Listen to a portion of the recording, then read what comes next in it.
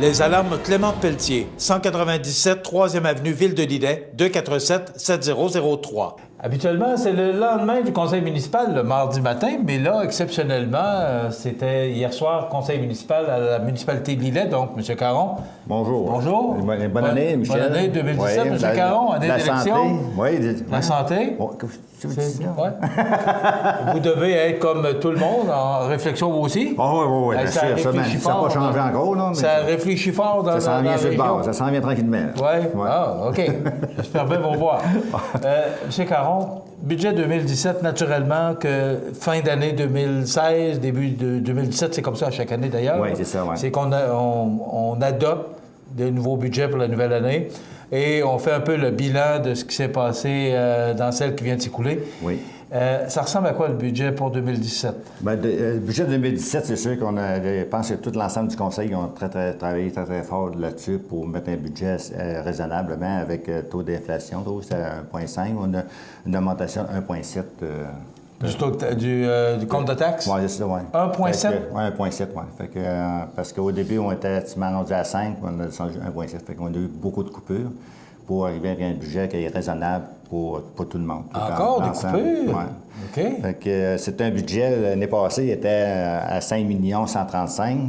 Et cette année, c'est 5 123 000. Il y avait une coupure de 102 000 qu'on a coupé dans le budget. Dites-moi, M. Caron, oui. Vous coupez où? À un moment donné, ça doit. C'est un peu comme un entonnoir. Vous devez plus être capable, parce que vous aussi, comme le maire de Rosiers nous disait l'autre jour. Il faut couper dans ce service un peu pour arriver avec un taux raisonnable pour tout le monde. Mais qu'est-ce qui fait. Vous augmentez le compte de taxe de 1,7 oui. Et vous diminuez les dépenses. Oui. Dans l'investissement. On a coupé dans l'investissement cette année. Ouais. OK. Fait que c'est pour investissement? Oui, c'est soit dans l'investissement des choses qu'on aurait pu acheter ou rénover. On a coupé là de l'investissement pour arriver avec un budget raisonnable. OK. Ouais. Pas facile? Non, c'est pas facile. Parce il va rester combien à la fin de l'année? Il resterait parce que c'est toujours conditionnel. L'année passée, on a fini l'année avec 160, 170 000, mais cette année, ça va tourner autour de ça cette année encore quand même. Là. Mais il faut toujours se garder une réserve. On ne sait jamais, t'arrives à la dernière minute qu'on a vraiment besoin. Là. Vous avez quoi d'un coffre actuellement? D'un coffre, je ne sais pas, vous avez juste de 200 000 qui un fonds roulement. Donc, s'il arrivait, peu importe s'il arrivait un événement, vous avez quand même 200 000 Oui, c'est ça, oui. Parce qu'il faut aller chercher certains budgets qu'on a des revenus ou de l'argent de côté, mais ça, c'est pas pour prévenir en cas de, comme l'assèchement des eaux, bien, on en met tous les ans pour arriver, s'il arrive un problème de pompe, pour des morceaux assez dispendieux, qu'on parle des affaires de 15, 25, 30 000 pièces, ou vider les bassins. Bien, il faut mettre certains montants d'argent chaque année pour arriver, quand l'année qu'on va faire vider les bassins, bien, on a l'argent pour le faire, sans taxer la population pour ça. OK. Est-ce qu'il est approuvé? Oui, il était approuvé le 19 décembre. OK, fait que là, c'est avec ça qu'on va vivre? Là, on vit avec le nouveau budget 2017 là, actuel. OK. Ouais. Le rôle d'évaluation maintenant? Oui, le rôle d'évaluation, c'est ça, parce que à tous les 6 ans, c'est obligatoire au Québec qu'il faut faire un nouveau rôle d'évaluation. Et ça fait déjà 6 ans que le rôle n'a pas été... C'est quoi le rôle d'évaluation exactement? C'est pour évaluer... La compagnie, c'est Servitec qui fait le rôle d'évaluation. Ils vont dans chaque maison pour évaluer si tu as fait des réparations. Définir le prix des propriétés pour fixer le compte de taxe. À l'heure actuelle, on a une idée quand même. Là, certaines municipalités sont à 90-94 fait que ils n'auront pas une grosse augmentation, mais il y en a d'autres, ils sont à 74-71 fait il va y avoir un rôle d'évaluation qui va être remonté l'année prochaine. Pour l'année 2018, pas cette année, mais ça va se faire cette année pour être déposé le mois d'octobre 2017. Ça, M. Caron, ce que ça veut dire que si les propriétés augmentent puis le compte de taxe augmente, ça veut dire que c'est plus qu'1,7 Non, parce que là, le rôle d'évaluation, s'il remonte, c'est sûr que la taxation va diminuer. Là. OK. Parce que le rôle d'évaluation, si ça remonte, mettons, j'ai regardé tantôt, il était évalué à 375 millions, mais s'il remonte, mettons, à 400 millions, c'est sûr que le taux va baisser. Donc, on est capable de jouer plus avec OK, fait que les deux ne vont pas nécessairement de pair. Non. Okay. Non, parce que, voulez-vous, l'année passée, le rôle d'évaluation il était à 91,7, puis cette année, il va être à 93. Fait que c'est une augmentation d'1,7, un point quelque chose de l'augmentation. L'année prochaine, ça ne veut rien dire. Il peut redescendre peut-être, au lieu d'être 93, il peut redescendre peut-être à 89, 90. Est-ce que les visites sont faites actuellement, l'évaluation? Non. On procède. Non, il précède, c'est ça. Okay. Ouais. Puis donc, jusqu'au mois d'octobre, qui va le déposer, fait que les gens vont pouvoir voir le rôle d'évaluation, comment il est remonté.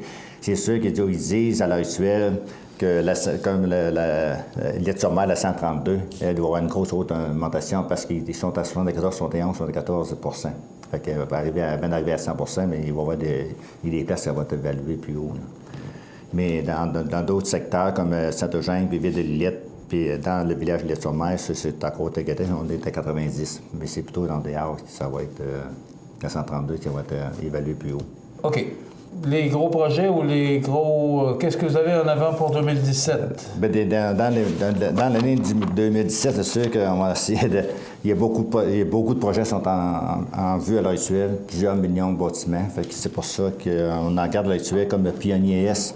On attend la soumission la semaine prochaine, jeudi prochain, on va avoir la soumission pour tout le Pionnier S. Là, on va savoir réellement comment le coût ça va coûter pour faire ce réseau-là. Et après ça, on attend par le fédéral à l'heure actuelle, parce que Québec s'est accepté pour FF2, dans le projet de FF2. Fait que là, on suppose avoir une réponse de ces jours-ci. On attend après ça pour regarder le pourcentage, comment que les gens vont voir sur l'infrastructure, puis NIS. Et après ça, aussi qu'on va l'avoir, on a les soumissions qui sortent la semaine prochaine. Là, après ça, on va rencontrer ces gens-là pour montrer à quel pourcentage que les taux de taxes, comment ça va leur coûter. Fait que ça, c'est un gros projet, puis ça fait 16 ans qu'on entend parler. Bien, j'espère qu'avant que je parte, ça va se faire. Comment avant de partir? On ne sait pas. Les élections s'en viennent. Ça, avant de partir? Les élections s'en viennent. Il faut que ça soit fait de titre l'automne prochain, c'est sûr. Et après ça, on parle c'est sûr qu'on a une solution d'un problématique avec ITHM, l'usine de filtration. C'est un projet à l'heure actuelle. On s'attend d'aller en soumission cette année pour les travaux se fassent en 2018. Et la protection d'incendie, secteur de l'Île-sur-Mer, c'est que plutôt un secteur où c'est qu'il y avait 2 tuyaux. Puis là, à l'heure actuelle, il y a un tuyau qui sert. Fait qu'il arrive un certain incendie dans ce secteur-là. C'est sûr qu'il faut avertir les autres pompiers de l'extérieur pour venir. Parce que c'est pas la pression d'eau qui manque, c'est le volume. Fait qu'il y a un tuyau de moins, ça paraît. Et après ça, on a aussi l'avancement de la 6e, la 7e rue de Leadville et la 3e, la 4e avenue.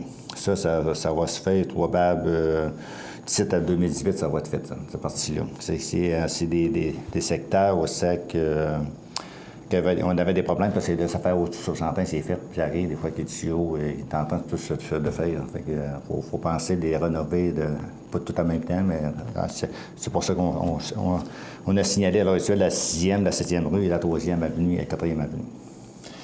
Alors, il y a bien d'autres projets, c'est tout le temps qu'on a, mais il y a bien d'autres projets qui... Oui, j'espère que ça va se réaliser prochainement. Vous savez que les nobles de gens s'étaient vendus à Lillette, l'ancienne bâtisse de foyer. À qui? Est-ce que vous pouvez... J'ai aucune... je sais, mais je ne peux pas en parler trop, mais je sais que c'est vendu. C'est un projet qu'à l'heure actuelle, que l'entreprise ou la compagnie qui a acheté ça, ils prétendent faire ça d'ici au printemps. Fait que ça va être une très belle bâtisse. Ça va avoir une belle entrée dans le village de Lillette-sur-Mer.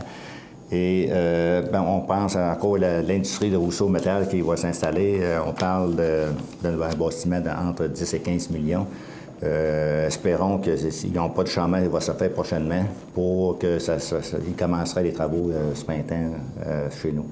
Fait que, quand on parle d'une bâtisse entre 10 et 15 millions, on engage chez nous les plus grosses bâtisses industrielles, c'est Amisco puis Wallet Canada et le Bertec. Et on parle de projets de 5 millions, fait que là, on dit 15 millions, fait que faut pas passer à côté de ça. Des beaux projets, là, oui, je sais pas. Oui, c'est beau. Alors, André Caron, maire de Lillette, c'est tout le temps qu'on a.